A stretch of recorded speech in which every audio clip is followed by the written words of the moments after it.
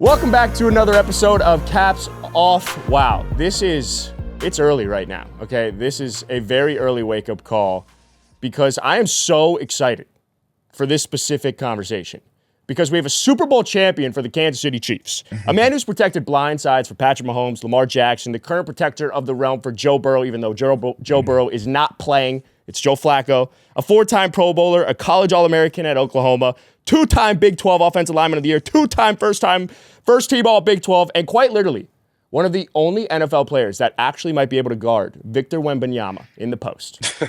It's Orlando Brown Jr. Welcome to Caps Off, Yes, man. sir. Appreciate you, dog. Yeah, I appreciate you being here. You look cozy. You Yeah, look good. You're in the robe. I am. I am, man. Do you, Robes are my normal attire. If I'm at the crib, I'm in a fucking robe. So, what brand is that? this is Purple Label Ralph Lauren, man. I've been working with them Oh, for a few years, so they make me some custom robes.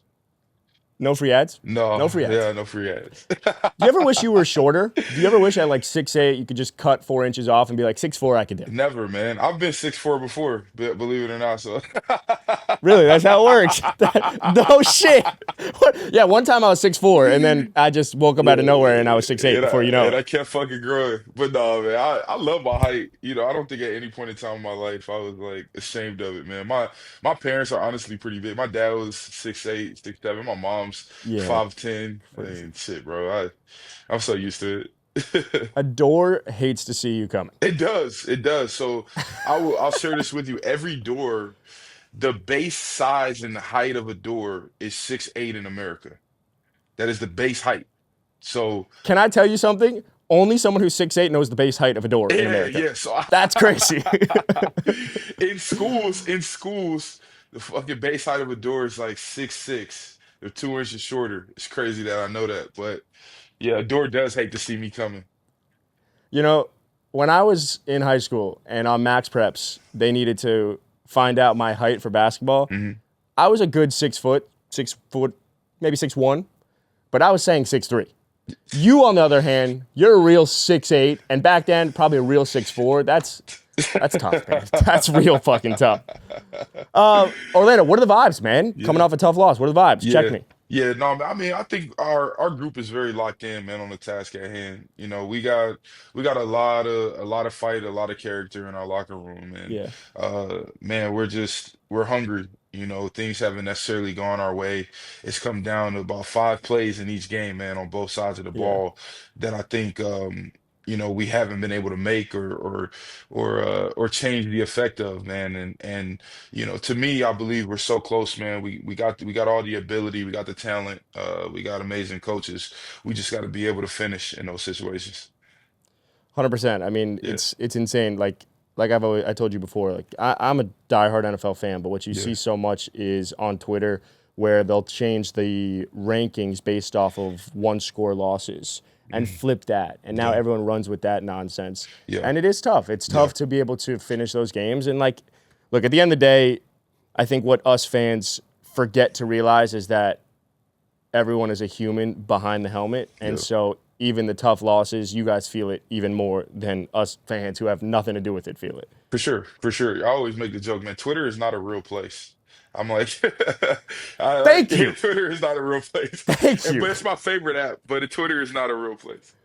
Twitter is very dangerous. And I like that we still call it Twitter because we refuse to call it X. Yeah, All right? We refuse to call it X. Honestly, I just forgot that that's what it's called. Dude, I still use the Twitter blue. Orlando, I had on Lauren's Guy last week. Yeah. And Lauren's Guy, one of the things I like to do is I like to ask the person that I'm currently interviewing to pose a question to the next person I'm interviewing. Okay. And I get to interact with it from the fans' perspective. And Lauren's Guy's question to Orlando Brown was, why do offensive linemen shit on the toilet seat in the locker room? Damn, man. Is that true? I'm gonna be honest. I'm not a big public bathroom shitter.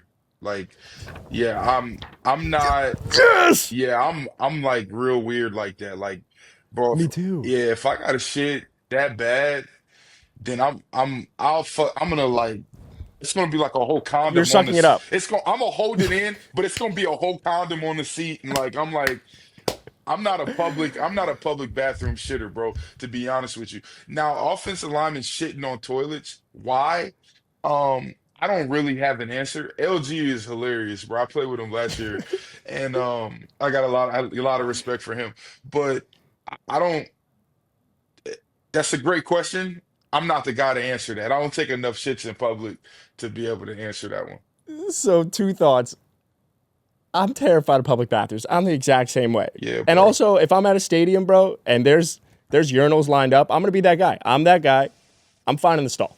Let's just start there. Yeah, I Stage feel fright you. is a real thing, all Yeah, right? And I'm not ashamed of having stage fright. But when yeah, it comes to public poops, that's a different ballgame. it That is is. not occurring to me. That's where the sweats occur. But Lawrence was basically saying because the offensive linemen's butts are too big to fit on the toilet seat, and so he finds in the locker rooms that he's been in, there just happens to be a little poop sitting there. Damn, man. LG is a big guy too, though. So That's what I said. yes, That's disgusting. that's crazy. Oh, well, I'll get a question from you at the end of it. But Yeah. backtracking, I had J.C. Latham on, Okay. another offensive tackle. Yeah. And I love to pick an offensive tackle's brain because I'm someone that has always said offensive tackles deserve MVP love, just given the impact on the NFL field. But one of the questions I asked him was, who are the top 5 edge rushers in the NFL that he loves to go against? So Orlando Brown, Yeah. who are the top 5 edge rushers that you love to go against? All of them, man. I think there is Miles Garrett is the best defense in NFL football. Okay, For sure, yeah, we can just 100%. we can just go with We can start full there. start there. Yeah, I'm gonna put Michael Parsons in that conversation. The rest of these has guys to. aren't numbered, like they're all elite. Um, Totally. Michael Parsons in that conversation, Max Crosby in that conversation. Yep, yep. Um, man, I'm gonna give my guy Nick Bonito some love. Do you know Um, who was throwing? You know who was throwing Nick Bonito lobs in high school? This guy. All oh, right, Nick really? Bonito is the best basketball player that I've ever stepped foot I on the know. court with. Yeah. I love Nick. Nick's my boy. You're not the first person I heard say that, man. Yeah, Nick is Who else was it? Brian Burns? no, I went to Oklahoma. So they Oh, cause you. yeah, so I didn't play with Nick, but yeah, no, Right. they talked about how good of a hooper he was when he first showed up on campus. So, My basketball team was me, Nick, Brian Burns, Zay Flowers. Notice how I put myself first. wow, that is a We were fucking hooping. that is a We were hooping. yo, that's But yeah, I crazy. agree. Nick's having an amazing season. Yeah, Nick's having an unreal year. yeah, that's So you got Nick, yeah, you got Micah, you got Miles Max, Garrett, Max Crosby. Max Crosby. Yeah. Yep. It's crazy you bring up Brian Burns because that was who I was gonna put in there too, man. Because I mean, Mm. yeah, those 5 guys right now are they're putting it together.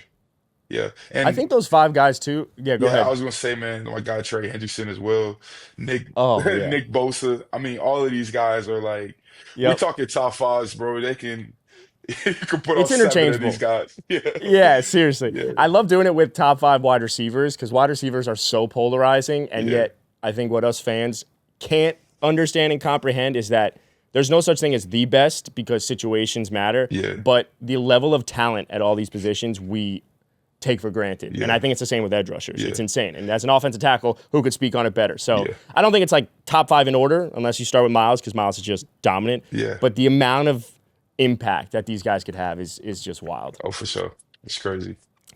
I want to kick. Let's go to Ravens. Let's go to the Baltimore Ravens. You're drafted in 2018. Yep, But before we jump to Lamar, that draft class, your college quarterback was in it. You had Baker yeah, Mayfield. Baker Mayfield goes number 1 overall yep. to the Cleveland Browns, which sucks. I'm sorry. But he goes number 1 overall to the Cleveland Browns.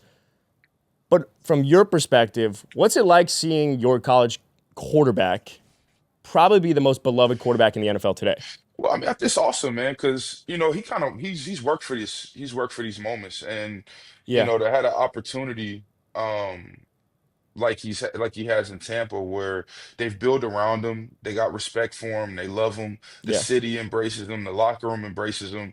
That's what he yeah. deserves. And by no surprise, am I surprised that he's balling? I mean, this is what he does, bro. That Like, was kind of a bar. yeah, I mean, this is what he does. I think, I'm not sure what happened in Cleveland, but Right. I would tell you Baker is a very, very special personality, and you got to be a real motherfucker to be around this guy. and he Totally. knows how to get the most out of the team. And he always did that in Yeah. college, man, no matter the circumstances. And I mean, that's my fucking brother, man. I mean, I'm so happy for him and all the hard work he's put in because, they tried to write him off. And, he's Totally. in Carolina, he's in LA for a day, showing up and playing on a Thursday night It's and going crazy. out there and winning games. But that's who this guy is, man. I mean, Yeah. he walked on at Oklahoma without telling the coaches before he told the coaches. You know what I mean? Like, it's a, Baker Mayfield's different. yeah, he different.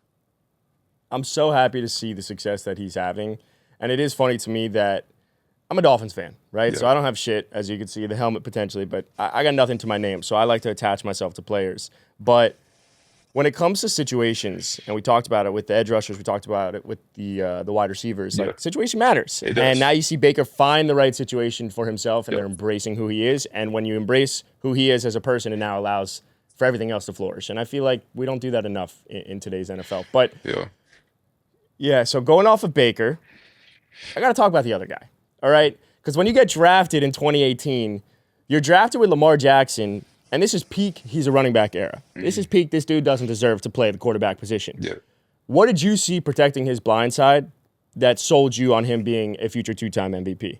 Yeah, well, the first one in 2019 that he won, man, he took over, so it's crazy. So Yeah, Joe Flacco was my quarterback.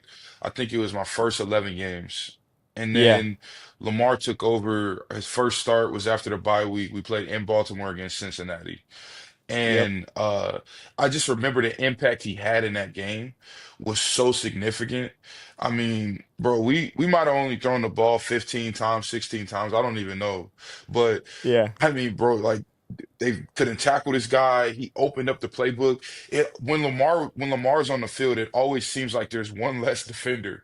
You know what I mean? yeah, Like, yeah, and for whatever reason that is, like it just creates so much space, man. So sometimes when you watch totally. when I would watch him make some of these plays, like in 2019, I remember specifically when we were here in Cincinnati and he had the crazy run where he spun and Yeah, hands in the yeah, air.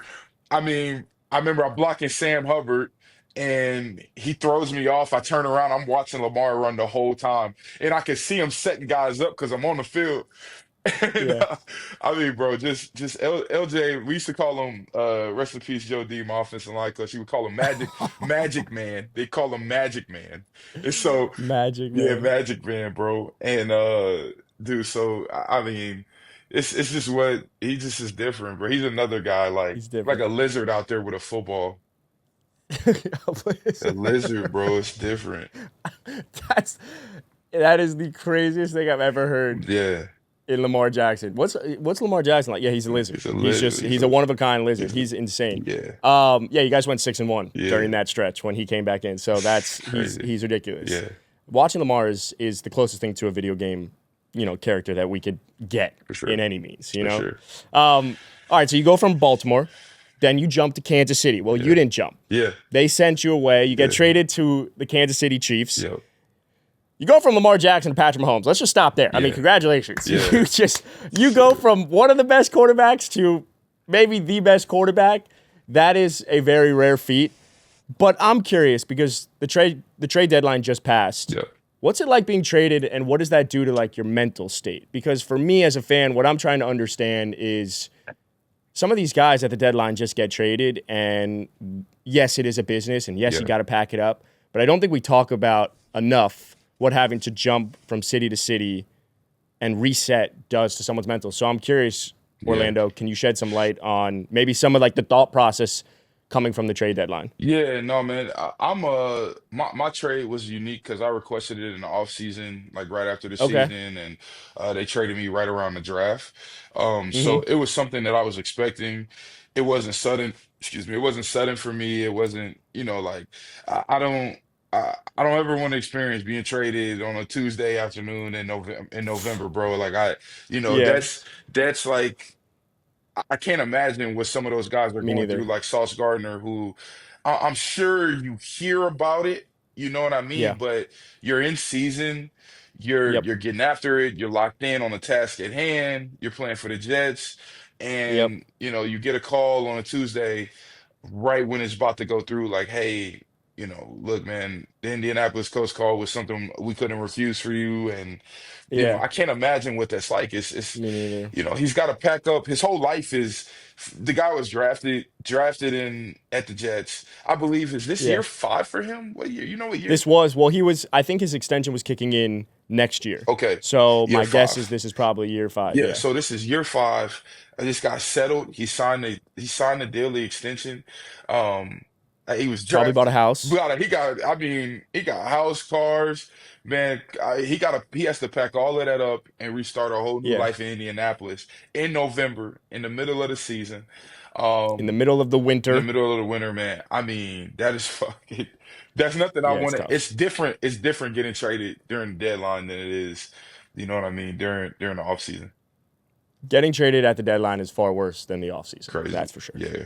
That's for sure. Yeah. Yeah, I feel bad, but I also don't feel bad because you go from the Jets to the Colts, who are pure hooper hours right now. Yeah.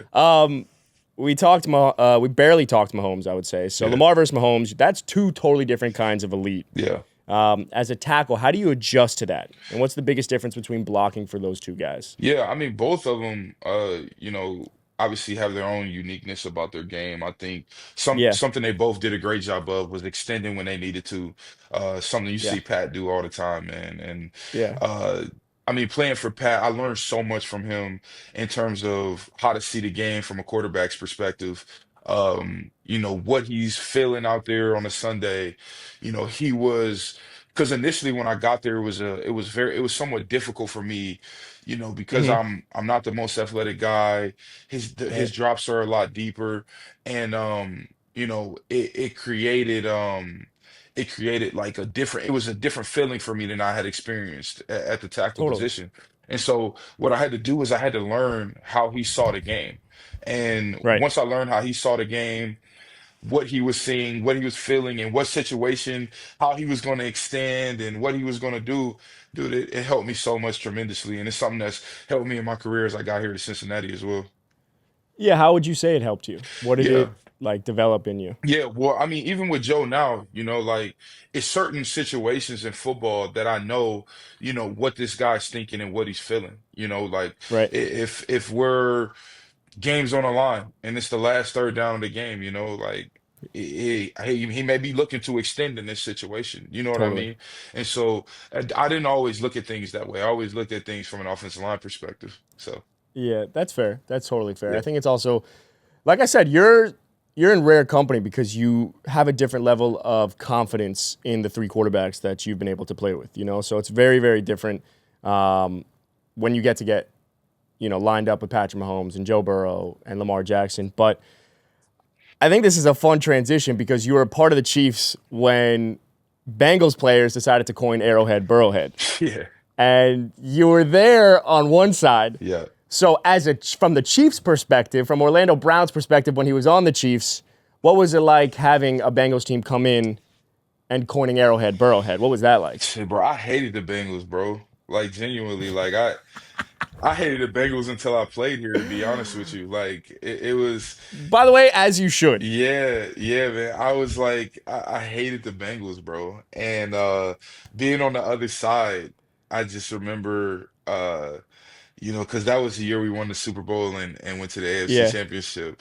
Uh, yeah, bro. Like Mike Hilton just talking shit in Buffalo on the sidelines after their game, and uh, it's funny though because Joe does have a lot of success in Kansas City, and yeah, he's one of the rare quarterbacks that are able to, somewhat get their defense fits consistently, man. Like, yeah. yeah, him and Josh Allen. I mean, it seems like they seem to have good games against the Chiefs, man. But the being on that side of things in Kansas City, though, I was offended. I was upset. Hell yeah, I was mad about it.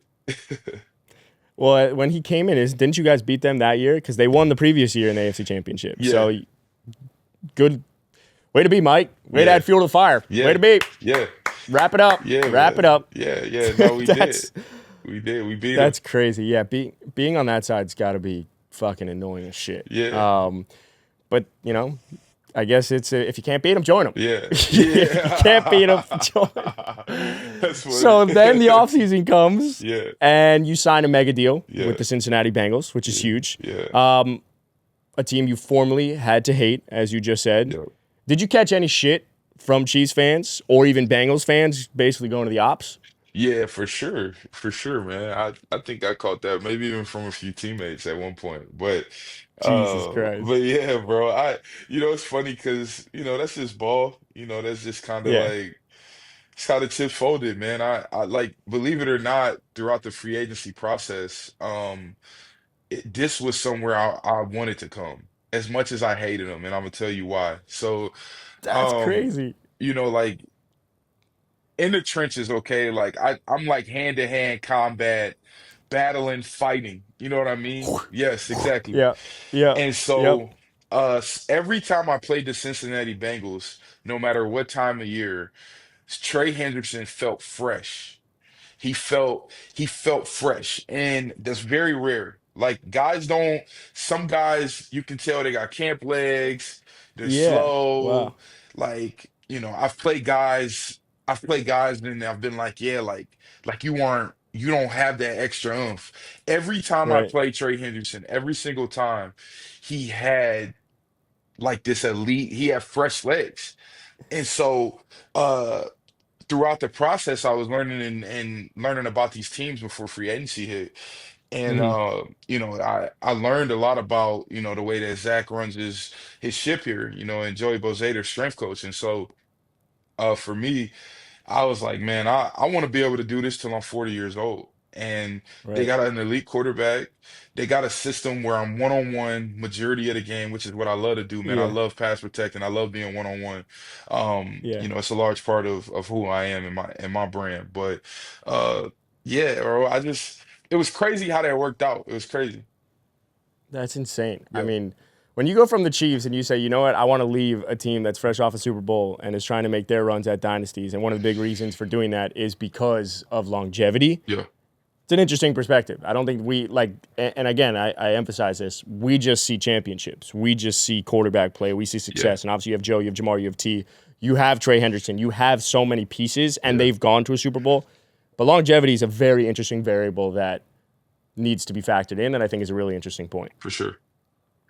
But I do think there is something for me, from my perspective, that I'm curious because who else can speak on it more? I'm curious about like the mental toll when offensive linemen get blamed. Yeah. Now, like we talked about with Twitter, like Twitter is it's a war zone, all Yeah. right, in GTA. It's a war zone. It is. And you want to kind of stay off of it, but when all the fingers are pointing to the offensive line and they point that blame at you guys, like how does someone like yourself and your offensive line room stay locked in, stay confident? Like what's the mindset there and how does that affect your mental? Yeah. No, I mean, we got to be honest. Like, I'm a big football fan, and Yeah. I've been watching the game as long as I've been alive. Let's say 29 years. Okay, Yeah. I've been around the game. I grew up in it. My dad played. I played. Um, Yeah. Keep in perspective, this is what they've always done to offensive linemen. Even back when it was fucking newspapers in the 40s and Yep. 50s, and Johnny Yep. Unitas can't get the ball out of his hand, and Raymond Berry, it's because this guy It's the didn't offensive block line's well. fault. Yes. Yeah. And one of the reasons for that is it's a position that a lot of people don't understand. So it's hard to keep Totally. perspective on. It's hard to keep perspective. It's the one position in all of sports that my back is to the ball almost all the time. I don't know where the fuck the quarterback is, where the running back is. I could be doing my job. I could have a guy outside of the play, but the backside Yeah. guard gets beat. Now the running backs have to press the ball front side. My guy makes a tackle. Someone's finger pointing at me saying, "Oh, Orlando Brown missed the block." There Yeah. isn't much perspective on it. And so I don't really care. I personally I like I've dealt As you shouldn't. yeah, I've dealt with it so long. I saw my dad deal with it. Like, Yeah. I mean, bro, it's part of the game, man. Like, I don't, Yeah. and it's also too, I think, in modern day with social media, so many people, opinions being able to be seen and heard, Yes. Yeah. that creates its own set of issues. But Yeah. man. as a player that I love what I do. You know, nobody out there loves what I do more than me. I take it Yeah. very seriously. Nobody takes it more seriously than me. Shit, bro. I mean, I don't give a damn. It is what it is, personally. You shouldn't give a shit. Yeah, You genuinely shouldn't give a shit because none of us matter. Like none of our opinions matters. yeah. I like the perspective that we see on Twitter the most. I also think is we get so upset because we're rooting for grown men that don't even give a shit about us and know us. So on the opposite side, the inverse of that is you shouldn't give a shit about us. Like what? We're yelling at you guys. We're not on the field. We're not the one going to war, getting in a car crash every single day. You know, Yeah, like it's hard what you guys do. yeah, So I think it's yeah, man. It is one of the hardest positions to play. It's why I said I think offensive linemen deserve to be in the MVP conversation. yeah, Nobody gives them the credit that they deserve, and they're just the easiest. They're for scapegoats. sure. That's what they are. They're Yeah, scapegoats. yeah. No, for sure, bro. They only really. That's why they only can really point you out when bad things happen. You know, I think the NFL Totally. has grown now. We're starting to see them post a little bit more on this guy made a Yep. crazy block or this second level blocker, things like that. And it's growing, more people are starting to become more educated on the position. But yeah, no, you're absolutely right.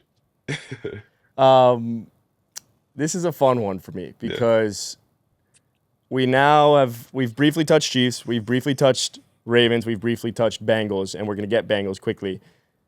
But Joe Burrow, Lamar Jackson, Patrick Mahomes. If you're to build a super quarterback, picking one trait from each. So you don't get to just pick all these things. You have to pick one trait from each one of those quarterbacks to build a super quarterback. It's like he took the serum, in the Avengers or some shit. What are you taking and what are you doing? This is crazy. I mean, we're talking about three Hall of Famers here, so 3 Hall of Famers. yeah. I can tell you what I would do if that makes it easier. Yeah, let's hear Because I don't want to put you in this position. But I think, or we could even do it together. But you got to take Lamar Jackson. It's either athleticism or it. mobility, Yes, for sure. Give me Joe Burrow's right? processing. Give me Joe Shiesty's processing. Give me the processing and give me his pregame outfits. Yeah. We could take that. They could go together. Oh, shit. Then we'll take the mobility or athleticism of Lamar. Yeah. Do we agree there? Yes. And then Patrick Mahomes. Let's do this together. Yeah. Is it arm talent? Is it leadership? Is it this? Is it one of these? It's all of that. What are we taking from Mahomes? We can only pick one. Yo, And if it's this, I'm not even mad. If yeah. it's this, I'm not even mad. Yeah, give me past leadership, man. Give me past That's leadership. great. We can figure out the arm talent. Yeah, we'll find it. We'll find it from someone else. We'll take some. We don't Yeah. even need it. If you get all three of those, you don't even need it. But yeah, it reminds me of like it's like Bucky from the Avengers or Yeah. Captain America. Any of those. He's taking the super serum. Yeah, bro. And then you trade for Unc Flacco, which is fun. Yup. And which is crazy about Joe Flacco is that most people don't know you were his ball boy Yes, I will. in 2008 for the Ravens, Yeah. which is absolutely ridiculous that Yeah. he's still playing. I think we're looking at it like, oh, you were the ball boy. Like, Joe, you've been in the league for a while, man. You've been in the league for a very, very long time. Just what kind of energy did that inject into the locker room, trading for a quarterback? Yeah, man. The funny thing about Flacco is, and being here in Cincinnati, right? Like, and there hasn't been this type of guy to come through here, like at the Yeah, quarterback position, like previously there were guys here, like obviously Jake Browning, my guy Jake's right. here. I've heard them mention, I think Ryan Finley and Mm-hmm. a few other players, but not there hasn't been a veteran quarterback that is like notarized that guys look up to, that's a Super Bowl champ, Yeah, a Super Bowl MVP, that's got aura. You know what I mean? And right, so right, and right. so Flacco naturally, like he loves this shit. Like he loves football. Yeah, He loves everything that the game has to give. And so it's funny because he came in and right away it was something that a lot of guys in his locker room, especially guys like Jamar and T and other yeah, people, that this is the only place they've been. They hadn't right, seen anything like this before. And it's funny, right. man, because I mean, just he came in right away, injecting positive energy. Like I said, he loves the game of football, and one of my favorite things about Flack, man, is he's an extreme competitor. A lot of people wouldn't even notice about him, but at 40 Yeah, years old, bro, like he doesn't give a fuck. Like he is just trying to win by any means. Like he is looking to yeah, win by any means. And so I love yeah. I love being able to suit up with him, man. He's awesome. Flacco reminds me of back in the day when you used to say to like you'd call your parents or your dad or someone to come fix the PlayStation or the Xbox, and all they would do is they'd unplug it and they plug it back in because they know it Oh, works, for sure. but you just got to show it, and then it just happens to work again. That's like Joe Flacco. Oh, He's for like sure, bro. he just comes on in and he just you know what guys, we're fine. We're gonna turn it off, then we're gonna turn it back on, and it still works. Yeah, And that's just Joe Flacco for you. It's just turning the Xbox on and off. Flack is a dog, bro. He's just got it. He got it figured out. I love Joe Flacco. All right, we're coming up on time, but I like to do these social questions at the end where we just rapid fire off the dome. All right. So this is Orlando Brown's Fast Five, right? I'm going to ask you a set of 5 random NFL questions. I want you to say what comes to mind. Top of mind, all All right? right. Where was your favorite place you ever played? Levi Stadium. Yeah. Really? Yeah. Oh, Why? like you're talking about like stadium, like away game? It's just, it could be atmosphere. Like Lauren said, it could be anywhere. Lauren said playing when the Renegade plays in Pittsburgh and they're waving terrible towels, right? It could be Okay, anything. okay, okay. It could Yeah. be anything. Just your favorite, like Oh, yeah. a place that you're like, you look around for a second, you're like, this shit's rocking. Oh, okay, yeah. So yeah. Scratch that. Dude, Ray Lewis. Anytime Ray Lewis comes out of M&T Bank Stadium, bro, like, fuck that shit That's is. crazy. Yeah, no, that shit is next level. That's crazy. And that's an insane one. Yeah. Hardest NFL stadium to play in. Um, That could be because of the fans. That could be Bucks. because of the weather. That could be because of the shit locker rooms, like Lauren said. I'm missing a few. I haven't played in Detroit yet. Yeah. Um, Minnesota though, bro. Yes. Yeah, M&T, bro. yeah, dude, Minnesota. And then on the opposite side, the easiest NFL stadium to play in. Easiest? Yeah. Don't say. Don't say. Easiest. Don't say it. Don't say it. I would say Houston. Yeah. Why Houston? Yeah, I don't know. I like I've played in there 3 times and they've all gone great. I don't know. It's shit. I It feel it. just feels easy. You know how many people have said Miami, and it just hurts me to my core. It just we suck. We're really bad fans. We don't show up. Biggest misconception about being an NFL athlete. Man, to me, I don't think people necessarily they don't understand how much time that it really takes how much time it takes on your body, like in terms of Right. like preparation. Like I got a full-time nutritionist, I got a full-time pretty much PT, you know, massage woman. I mean, I'm on it, bro. Like, Right. yeah, Yeah. It's a full time job. yeah, it No is. pun It intended. It's is. literally a full time job. Yeah. And last but not least, your most memorable moment in the NFL. I got a lot. I got a lot. Obviously, the Super Bowl Yeah. is truly unforgettable. Like when Jalen Hurts threw that damn ball and uh that Hail Mary pass and it was swatted down or didn't make it there, one of the two. And the confetti went off. That shit was crazy. Um That's crazy. and we played in Seattle with Lamar my second Yeah. year, and we went out there and we tore that ass up. Marcus Peters was, I think it was his first game there, and I remember he was on the plane. He sat next to me on the Yeah. plane, and he's like, yeah, bro, I'm gonna take one to the crib this week. He's Yeah. like, they owe me from last week or 2 weeks ago because he had just played him on Thursday night with the Rams and shit, bro. He took one of them damn slants to the crib. I was like, yeah, this guy different. What is quickly? Yeah, What's the hardest thing about making a Super Bowl run with the Chiefs? Like I feel like the yeah, Chiefs, if they make it look so easy, and one of the things yeah, Lauren said is just everyone buying in and yeah, it's team first, and yeah, we hear that, and what does that mean to us? But I'm curious, like you won the Super Bowl with the yeah. Kansas City Chiefs, you were protecting Patrick Mahomes. What was the hardest thing about making that run? Yeah, that year I think we finished 14-2 in the regular season or 15 Light, 15-2 I think. Um light. yeah, we lost to the Colts and we lost to Buffalo. We lost to the Bengals. So yeah, it was 14-3, Mm, 14-3. Yeah, so we lost to the Colts, Bills and Bengals in the regular season. And yeah, yeah, I mean the hardest part was it truly is a 1 week season in Kansas City. And that's the yeah, approach, that's the mindset. From the point when you watch the film, you watch it, you prepare for the next game. And they don't treat any game like like the same game, if that makes sense. yeah. You know what I Yeah, it mean? does. And the practice standard is high. the standard in terms of energy level of effort that you play with on a Sunday is high. Yep. Um, so yeah, so when Lawrence says guys are bought in, it's to all of that. It's guys Yeah. playing through injury. It's guys practicing their ass off in the middle of December when their body's hurting. They're giving it their Yep. all. You know what I mean? Like yeah, 100%. it creates playing in Kansas City, you're playing under an umbrella that is like it's just a high standard. And shit, you Right. look around, shit, Trav is 34, 35 years old, running his ass off.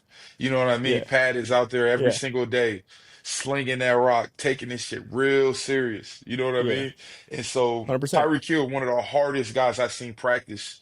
Like, I mean, truly one of the hardest workers I've been around. Between him and Jamar Chase, yeah, I've never seen nothing like it. And I mean, it's just that it's that type of standard. It's a winning standard. Totally. And I think they're going to win this year. Yeah. So you could pack it all up. I mean, it's going to be tough, but it's just the Chiefs are going to do it again. The Chiefs are going to do it again. Last question, Orlando. Yeah. I do this thing where I like to put on my Instagram story. I either tease or don't tease who's coming on and if they're going to get a question or not. But one of the things I like to do is if you do get a chance to ask a question to a player, right, because so much of what I'm coming from is the fan's perspective. If you do get a chance, what would be that question to ask? Okay. And I saw this question constantly come up. Now, this might take some recall. But the fan-led question that was submitted to ask Orlando Brown I can't answer it. was, I can't answer it. No, go ahead. what did Orlando Brown Jr. say to Lamar Jackson on the sideline in 2019? Because the amount of people that asked that, Yeah. you said something, and you could probably say it, and we could just blur the whole thing. And I don't think you could say it. I can't say it, man.